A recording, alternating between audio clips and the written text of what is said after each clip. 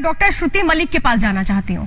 Ma'am, सबसे पहले तो आप लोगों को बहुत बहुत धन्यवाद, जिस तरीके से दिन रात आप लोग कोशिशें कर रहे हैं। आप ही लोगों पर हमारी उम्मीदें भी टिकती हैं। मुझे बताइए डॉक्टर श्रुति, आप भी इतने पैनलिस्ट की बात सुन रही होंगी। मैम, आप लोग कितनी जद्दोजहद कर रहे हैं ऑक्सीजन मिल जाए और जिंदगी बच जाए?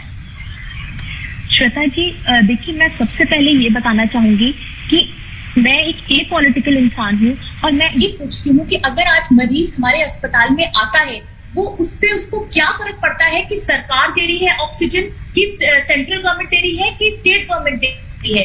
क्या उसको दवाई सेंट्रल गवर्नमेंट से मिल रही है, स्टेट गवर्नमेंट से मिल रही है? मैं एक डॉक्टर होने के नाते देख रही हूँ इतनी ज्यादा किल्लत है। देखिए, मैं इसको किसी को ब्लेम नहीं कर रही, बट आप ये सोचिए, डॉक्टर अपना क्या एक फोकस जो उसको मरीज की तरफ डालना चाहिए, जो उसका फोकस होना चाहिए कि इतने इंपॉर्टेंट पेशेंट्स, इतने क्रिटिकली इल पेशेंट्स हैं जो बाईपैप पे हैं, जो वेंटिलेटर्स पे है, वो छोड़ के वो अपना ध्यान इस पे लगाए कि ऑक्सीजन और दवाई कहां से आएगी। आप एक मरीज का कष्ट समझिए।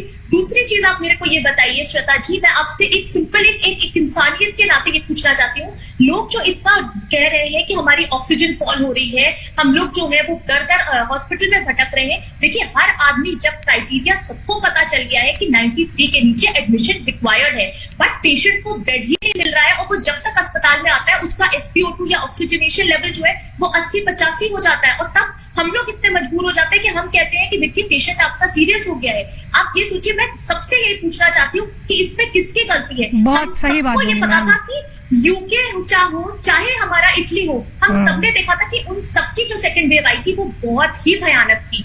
तो हम लोग को शायद पहले से दोनों को जो है, सारी सरकारों को इस समय जो है वो प्रिपेयर होके रहना चाहिए था कि आने वाले टाइम में ये हमारे देश में भी हो सकता है। मैं लास्ट कमेंट डॉक्टर श्रुति से लेना चाहती हूँ कि शो कंप्लीट करना है, लेकिन मैं बिना डॉक्टर की सलाह के ये शो नहीं खत्म करूंगी। डॉक्टर श्रुति, लास्ट कमेंट मैम 20 सेकंड में मुझे दीजिए। जितने पैनलिस्ट हैं इनको आप क्या कहना चाहेंगे, क्या करना चाहिए इनको? पहले देखिए, सबसे पहले हमें इमीडिएट तौर पे ये देखना चाहिए कि हमारे मृत्यु का जो आंकड़ा है वो बढ़ रहा है। आने वाले दिनों में हम इसको कैसे कम कर सकते हैं? देखिए, ऑक्सीजन प्लांट आएंगे, जब तक लगेंगे, ये सारी चीजें एक लंबा टाइम लेगी। ये हम आने वाले 10 से 15 दिन को रोक सकते हैं, बट अभी भी हम लोग पीक एक्सपेक्ट कर रहे हैं आने वाले टाइम पे। तो हमें ये अभी से उसके लिए तो प्रिपेयर होना ही है कि आगे और मृत्यु ना हो, बट इमीडिएट तौर पे हमें जो चीजें हैं, चाहे वो हमें फार्मा कंपनी से बात करके मैन्युफैक्चरिंग बढ़ानी चाहिए, दवाई जो है अस्पतालों में पहुंचानी चाहिए, ऑक्सीजन करना चाहिए, ताकि इस समय जो हम लोग जितने लोग मर रहे हैं उस मृत्यु दर कम से कम कर सके।